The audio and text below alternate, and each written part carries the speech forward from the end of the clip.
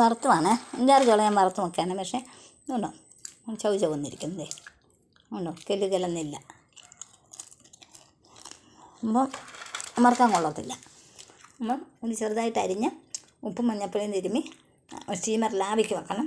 എന്നിട്ട് എടുത്ത് തണുത്ത് കഴിയുമ്പോൾ ചൂടാറി കഴിയുമ്പം ഫ്രീസറിൽ പിന്നെ കവറിലോ അടുപ്പുള്ള പാത്രത്തിലോ ഇട്ട് അടച്ച് ഫ്രീസറിൽ സൂക്ഷിക്കുകയാണെങ്കിൽ കുറേ നാളിരിക്കും. ആവശ്യത്തിന് കുറേശ്ശെ എടുത്ത് പിന്നെ മുളക് ഇടിച്ചിട്ട് മുളകും കുരുമുളകും വെളുത്തുള്ളിയും കൂടെ ചേർത്ത് അങ്ങനെ മെഴുക്ക് പുരട്ടി പോലെ, മെഴുക്ക് പുരട്ടിയല്ല അങ്ങനെ ചേർത്ത് എണ്ണയ്ക്കകത്തിട്ട് ശരിയാക്കി പുഴുങ്ങി തിന്നാലും നല്ലതാണ്.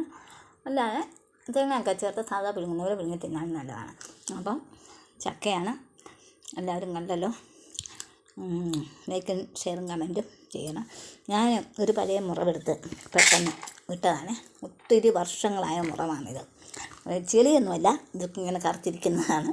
ഒത്തിരി വർഷങ്ങളായ, വർഷം എന്ന് പറഞ്ഞാൽ 30-35 വർഷമായ മുറവാണ് കേട്ടോ.